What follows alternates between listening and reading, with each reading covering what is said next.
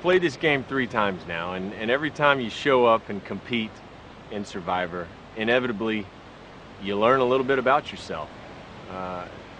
This time I certainly learned I'm almost 10 years older than I was the first time I played this game. Not as fast, not as strong. I struggled through the first part of this game figuring out how I was going to have fun. I really only set 2 goals for myself coming into this season of Survivor: stay positive and have fun. And through the course of the game, I realized I needed to play a completely different strategic game than I'd ever played in the past. And that's where I found my fun. Seeing if I could come up with a new strategy. And that's what I did. I don't think being labeled a hero or a villain helped or hurt anyone in this game. This game was dictated by alliances.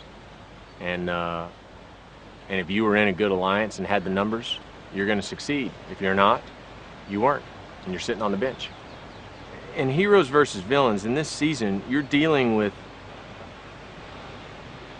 20 players who have a pretty good sense of their competition.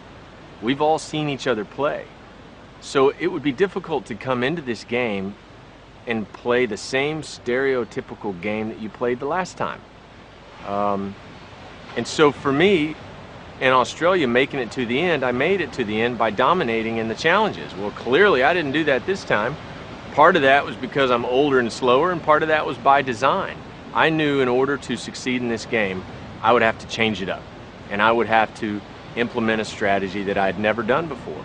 And so for me, it was all about target avoidance. It was making sure that I was never perceived as a threat. And so I had fun coming up with a creative way to surprise the opponents. And that's what I did. And I made it pretty far in the game doing that.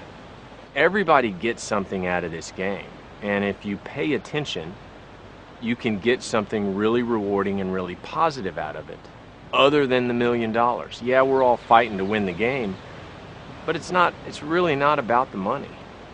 It's about, at the end of the experience, being able to look back at your real life, the life you left behind to come out here, and getting better perspective on that, getting more perspective on the priorities that are waiting for you when you get home.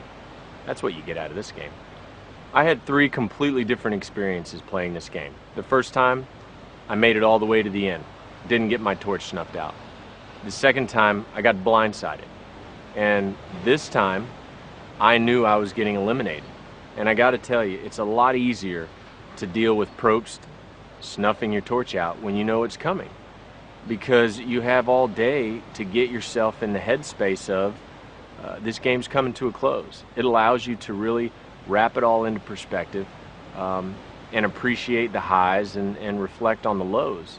And so by the time Tribal Council ended and I was sent home, I'd come to terms with that. In the old days of Survivor, you could play the game and you were given credit for doing things around camp, or being easy to live with, or contributing in challenges. It's not that way anymore. It's much more cutthroat. The game is much more aggressive. It's much more vicious. It's an ugly game now. It really is. And this game rewards despicable behavior. So if you're okay behaving that way, you'll do well. If not, you're going to need an inordinate amount of luck to succeed. So in my mind, the game couldn't be any more different than it was 9 years ago when I played it the first time. My luckiest moment was when James unfortunately injured his knee. Because if James hadn't been injured, I would have been voted out that night. So that was a lucky break for me. And then from that point forward, I had to get very strategic. I had to make sure there were bigger threats around me than I was. And that's what I did. So I made it to day 37 by being very crafty, because JT was around and Rupert was around, and there were people around that posed a bigger threat to those that had the power. And those that had the power were those that were in the strongest alliance. This was a game completely based on alliance strength from day one. So, you know, you're in alliance, you're going to win. If you're not, you're not. If Jerry doesn't make it to the final 3, she's going to have a lot of sleepless nights regretting the fact that she kept Sandra and sent me home.